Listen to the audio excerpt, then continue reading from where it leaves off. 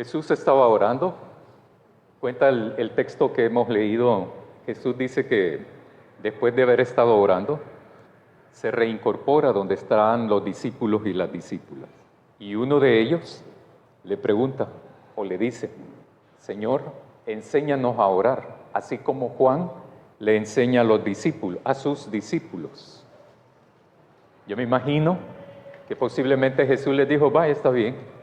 Entonces cuando oren, digan: Padre, santificado sea tu nombre, venga tu reino. Yo dije hace un mes de que voy a utilizar la forma que está en Lucas, y porque tanto en Mateo como en Lucas aparece el Padre Nuestro. En el Evangelio según Lucas, en unos manuscritos aparece esta versión que yo me estoy refiriendo. Jesús toma la decisión de establecer una relación bien estrecha, bien cercana, pero también cargada de amor con Dios. Tan estrecha era, tan cercana era y tan amorosa era de que esa relación que Él toma la decisión de no llamarle Dios, a Dios, sino que empieza a llamarle Padre.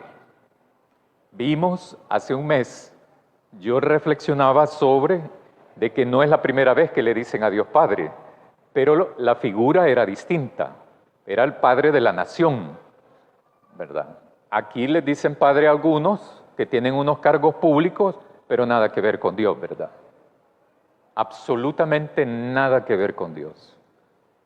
El pueblo de Israel le llamaba Padre a Dios en algunas ocasiones, pero como el Padre de la nación, Jesús lo hace de otra manera, de otra perspectiva y desde otra relación, más cercana, más amorosa, más estrecha. Santificado sea tu nombre.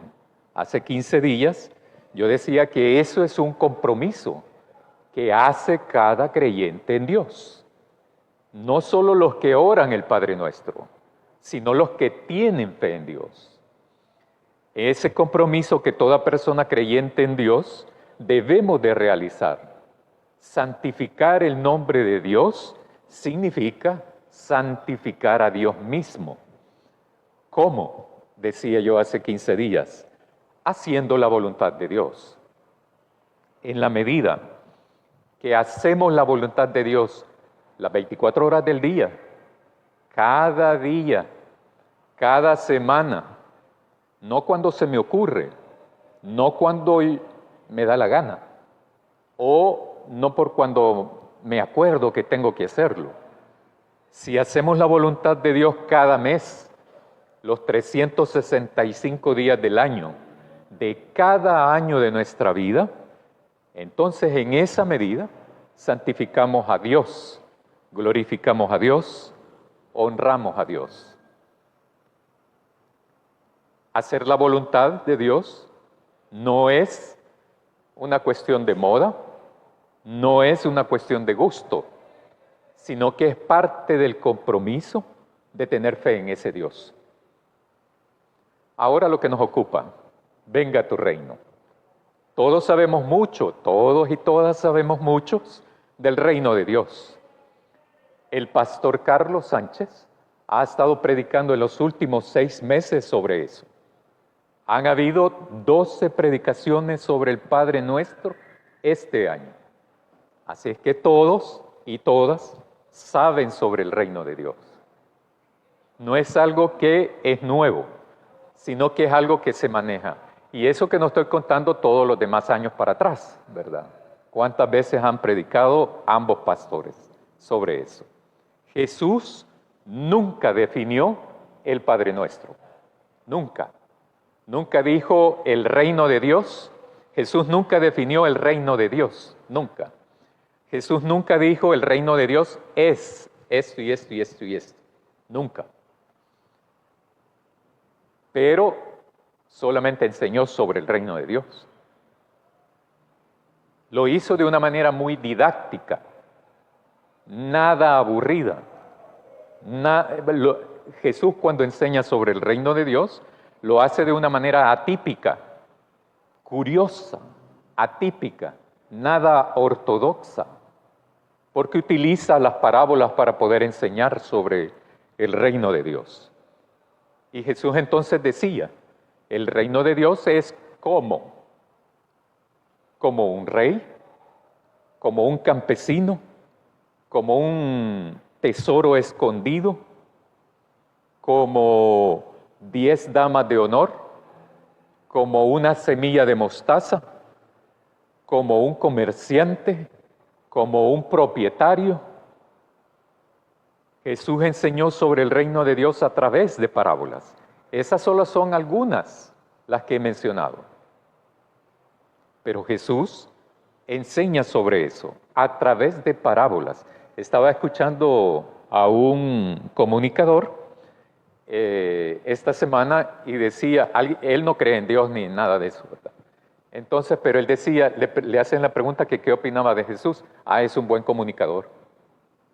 Jesucristo, ¿verdad? ¿Y por qué? Imagínate que estamos hablando después de 2000 años y seguimos hablando de él. Y él decía, no estoy muy de acuerdo, ¿verdad? Pero él decía que las parábolas son como un storytelling de ahora, ¿verdad? Es como los podcasts para él. Jesús enseña entonces el reino de Dios a través de parábolas. ¿Por qué Jesús enseñó sobre el reino de Dios y no otra cosa? ¿Por qué Jesús todo lo que dijo, todo lo que hizo, fue para enseñar sobre el reino de Dios? Incluso en la oración lo incorpora del Padre Nuestro. ¿Por qué? Esto implica dos cosas, por lo menos. Uno, que actualmente no hay reino de Dios. En la época de Jesús no había reino de Dios. No estaba el reino de Dios. Y lo segundo, que es urgente que el reino de Dios venga a esta tierra. En el tiempo de Jesús entonces no había reino de Dios. La buena noticia es que con Jesús el reino de Dios se ha acercado a la gente y por lo tanto hay que tener evidencias de eso, provocar signos del reino de Dios. ¿Qué hizo Jesús para demostrar esos signos? Que el reino de Dios estaba en la época que le tocó vivir. ¿Qué hizo Jesús para demostrar que el reino de Dios se ha acercado a la gente? Porque no solo fue lo que dijo, habló o proclamó Jesús, sino mucho tiene que ver lo que hizo Jesús. Quiero que, si me siguen en Lucas capítulo 3, del 21 al 22, dice, ahí aparece en el texto, aparece que Jesús va al Jordán para ser bautizado por Juan.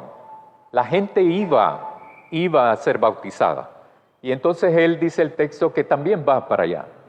En Lucas 4, del 1 al 13, Jesús nos dice el Evangelio, que Jesús está lleno del Espíritu Santo y es llevado al desierto donde estuvo 40 días y ahí en el desierto fue tentado por el diablo.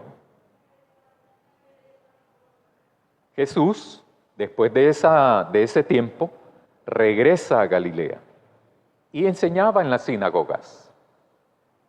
Incluso dice el texto que va teniendo cierta reputación, cierta fama, cierta popularidad Jesús. Nada de bronca, nada de conflictos, pero sí de mucha aceptación él. Ahora, en Lucas 4, los versículos del 16 al 21, dice,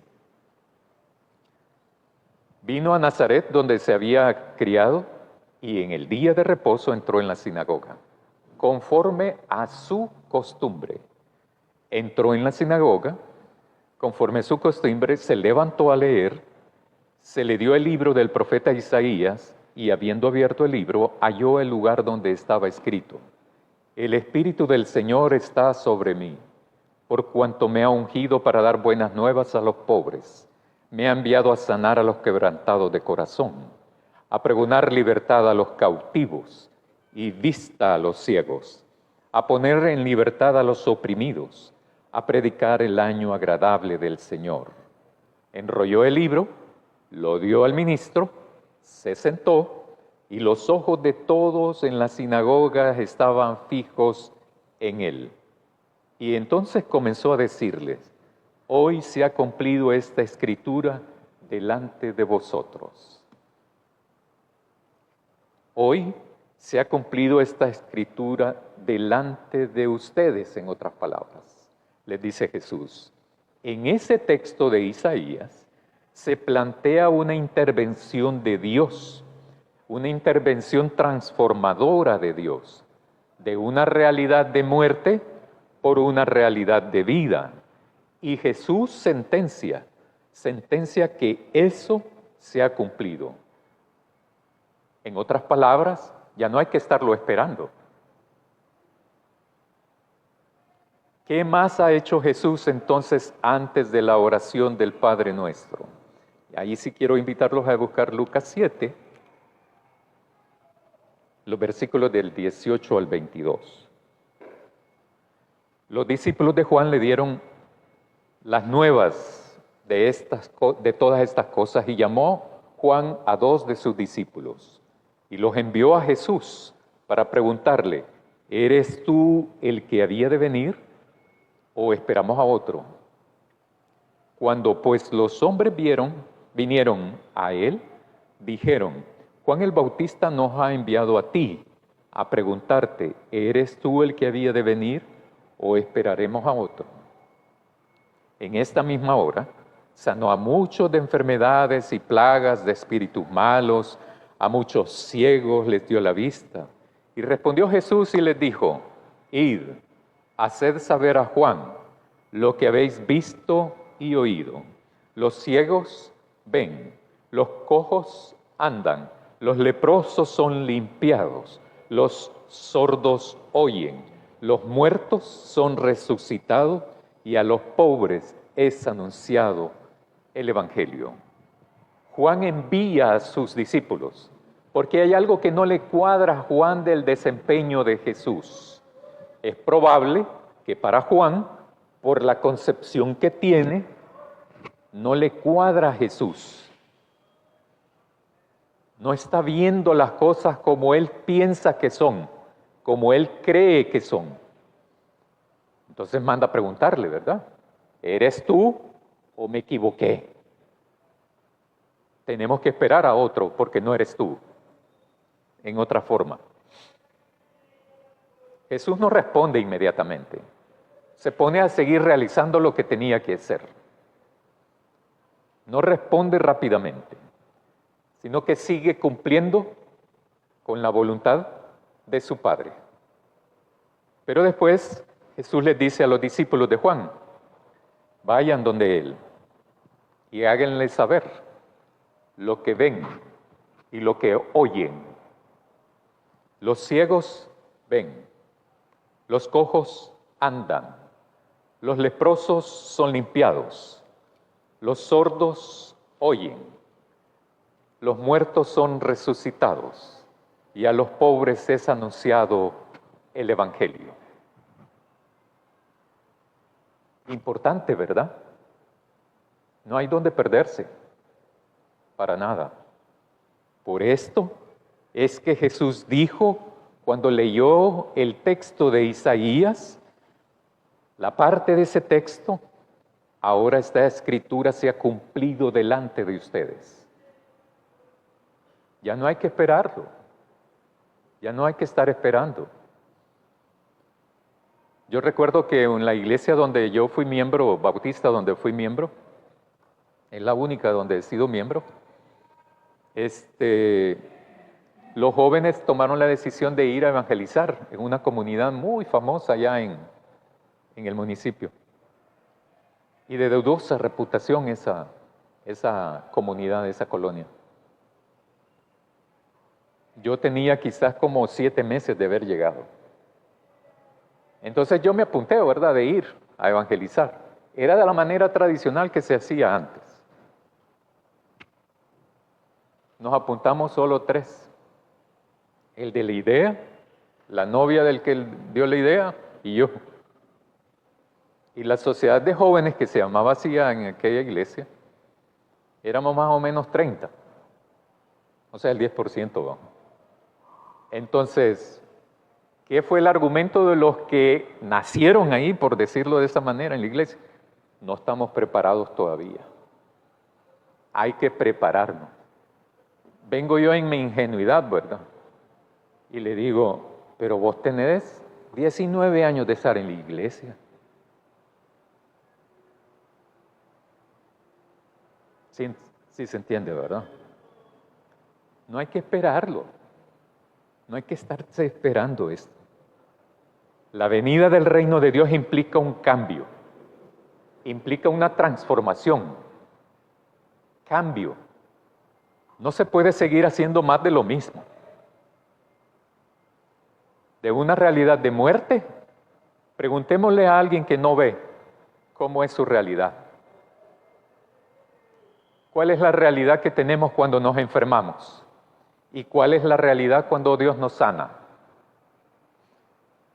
Es un cambio de realidad, un cambio, es una transformación, es una realidad de dolor por una realidad de alegría, de felicidad. Se pasa de una realidad de exclusión hacia una realidad de inclusión, cuando estamos hablando del texto de Isaías o de lo que hace Jesús en el Evangelio.